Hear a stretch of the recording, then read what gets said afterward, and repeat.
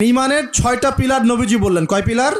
6 pillar নবীজি বলছেন। এখন ইমান, আল ইমান হচ্ছে আন তুমিনা বিল্লাহ, তুমি আল্লাহ বিশ্বাস করবে। আল্লাহ পাক ব্যাখ্যা করছেন আল্লাযীনা ইউমিনুনা বিল গায়বি, মুত্তাকি হতে হলে সর্বপ্রথম যে বৈশিষ্ট্য অর্জন করতে হবে তা হলো গায়েবে বিশ্বাস করতে হবে। মুত্তাকিদের বৈশিষ্ট্য কি? আল্লাযীনা ইউমিনুনা বিল গায়বি, এই যে 6টা গায়েব, এগুলোতে যারা বিশ্বাস করে তারা হলো মুমিন। একজন ব্যক্তি আসলেন, এই ব্যক্তির গায়ের জামাটা অত্যন্ত সাদা ধবধবা, চুলগুলো কুচকুচে কালো, এবং তাকে দেখে মুসাফির মনে হচ্ছে না, খুব টিপটাপ পরিপাটি একজন মানুষ ঢুকলেন, সুদর্শন।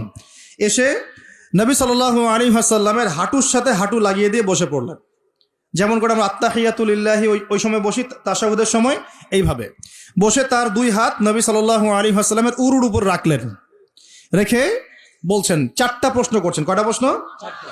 প্রথম প্রশ্নই করছেন, ইয়া মুহাম্মদ, বলেন সাল্লাল্লাহু আলাইহি ওয়াসাল্লাম, আখবিরনি আনিল ইসলাম, হে নবী আমাকে ইসলাম সম্পর্কে বলুন। তখন নবীজি বলছেন, ইসলাম হচ্ছে আন তাশহাদা আল্লা ইলাহা ইল্লাল্লাহ ওয়া আন্না মুহাম্মাদান আবদুহু ওয়া রাসূলুহু। ইসলামের প্রথম বিষয় হচ্ছে তুমি আল্লাহ বিশ্বাস করবে, সাক্ষ্য দিবে আল্লাহ ছাড়া কোনো মাবুদ নাই, এবং মুহাম্মদ সাল্লাল্লাহু আলাইহি ওয়াসাল্লাম আল্লাহর বান্দা এবং রাসূল। এরপর ওয়া আন তুকিমাস সালাহ, এরপর তুমি সালাত কায়েম করবে 5 ওয়াক্ত।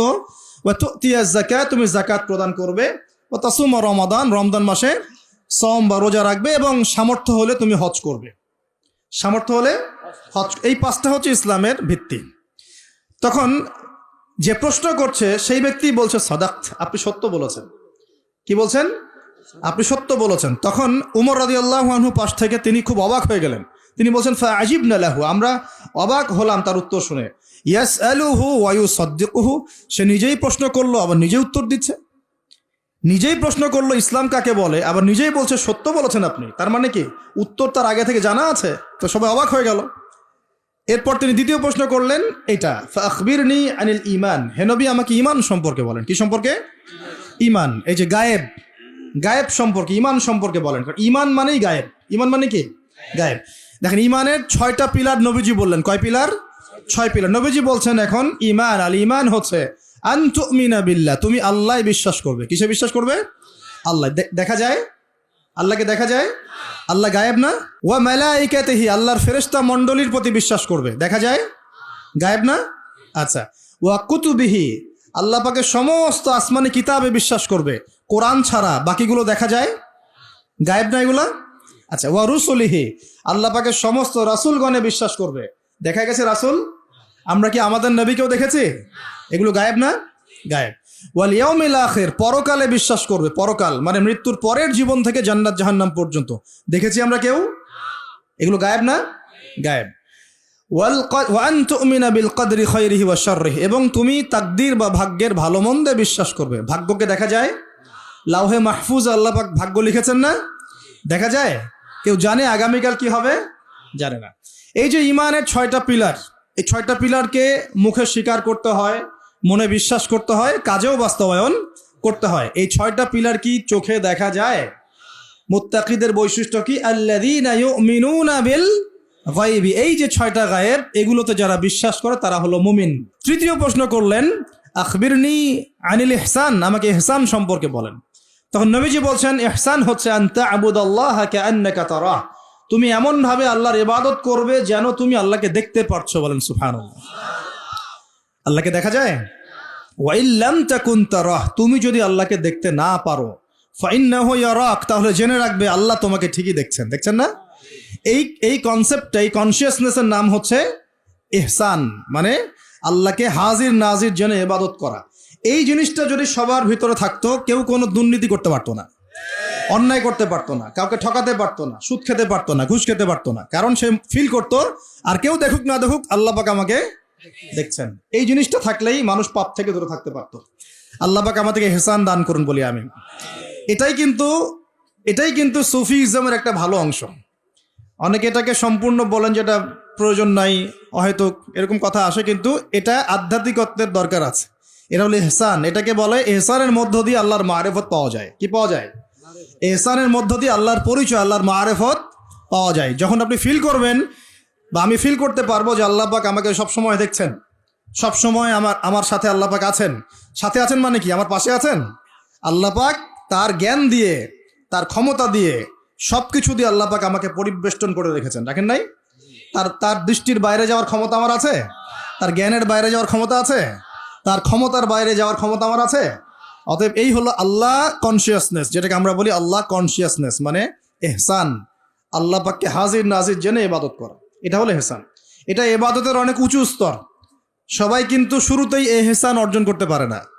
আমলের মধ্য দিয়ে, জিকিরের মধ্য দিয়ে, হ্যাঁ, তাহাজ্জুদের মধ্য দিয়ে, ভালো ভালো দান খয়রাত, দান সাদাকা, নামাজ, রোজা, হজ, যাকাত, বিভিন্ন আমলের মধ্য দিয়ে হৃদয় যখন পরিশুদ্ধ হয়, কলব যখন পরিশুদ্ধ হয়, আল্লাহওয়ালা মানুষের সোহবত পায়, আস্তে আস্তে দেখবেন তার মধ্যে আল্লাহর মারিফত চলে আসে। একবারে কিন্তু আসে না, একবারে আসে। এবং জিকির, বেশি বেশি আল্লাহর জিকির করতে হয়। জিকিরেই কলব কি হয়? তাজা হয়, পরিচ্ছন্ন হয়। আর জিকিরের সবচেয়ে শ্রেষ্ঠ জিকির হচ্ছে সালাত। সবচেয়ে শ্রেষ্ঠ জিকির কি? এটাই বলে যিকরুল্লাহি আকবার, এটা হচ্ছে আল্লাহ পাকের সবচেয়ে বড় জিকির। তারপরে অন্যতম বড় জিকির হচ্ছে কোরআন তেলাওয়াত করা। কি করা? কোরআন তেলাওয়াত। এরপরে তো আমাদের তাসবিহ, তাহলিল, জিকির, আজকারগুলো আছেই। চতুর্থ প্রশ্ন নবীজিকে করা হচ্ছে, ফাখবিরনি আনিস সাআহ। কে প্রশ্ন করছে? ওই ব্যক্তি জিবরাইল আলাইহিস সালাম মানুষের রূপ ধরে এসে প্রশ্ন করছেন।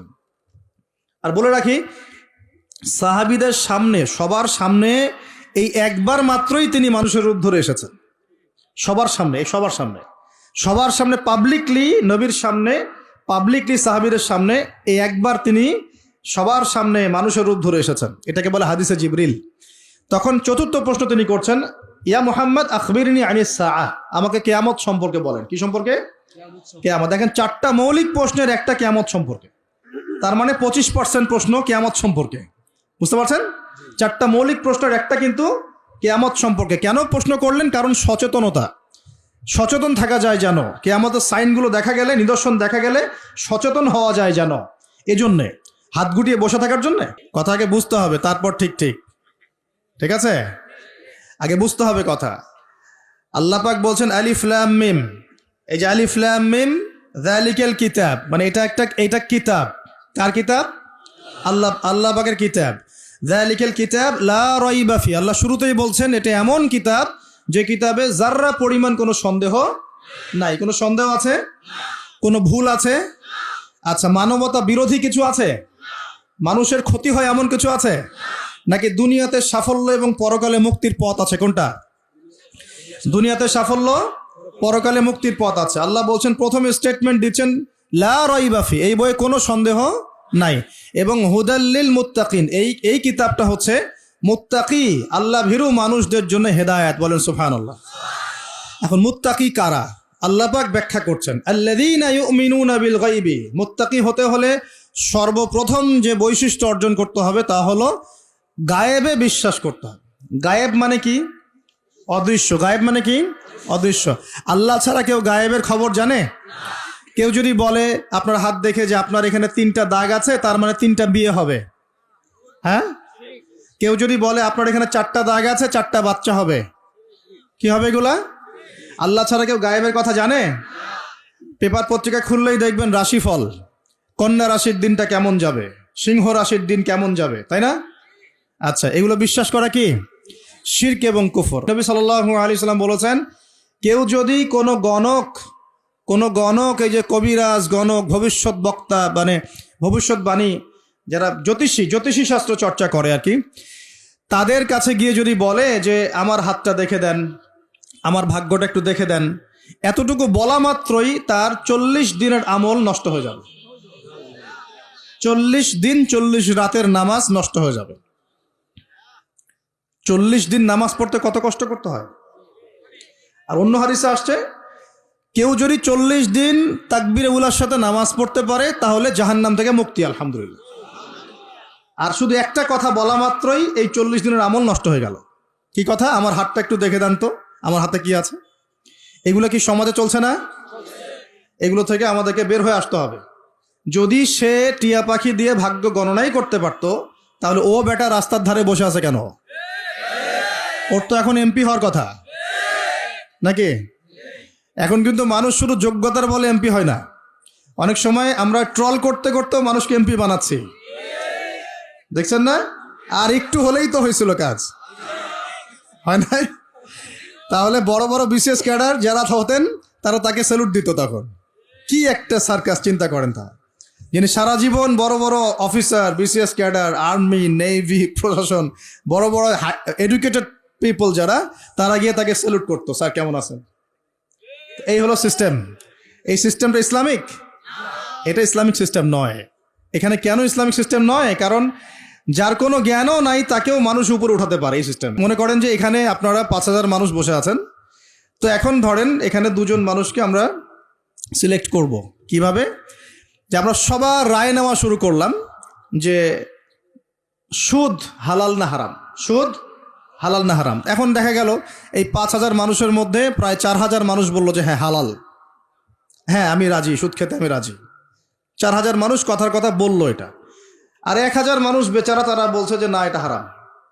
দিন শেষে এই সিস্টেমের মধ্যে কে জয়যুক্ত হবে? ওই 4,000 মানুষ যারা হারামের পক্ষে ভোট দিয়েছে। এই জায়গায় ইসলামের সাথে একটা দ্বন্দ্ব আছে। কিন্তু যদি এখানে বিজ্ঞরা, সবাই না, শুধু বিজ্ঞ মানুষরা, যারা জানে সুদ কি, যারা জানে অর্থনীতি কি, যারা জানে অর্থনৈতিক সিস্টেমগুলো কি কি, অর্থনীতি সম্পর্কে বিজ্ঞ মানুষরা যদি এখানে রায় দিতেন, তাহলে দেখতেন হারাম জয় হতো না, হালাল জয় হতো। এটা হচ্ছে ইসলামিক সিস্টেম।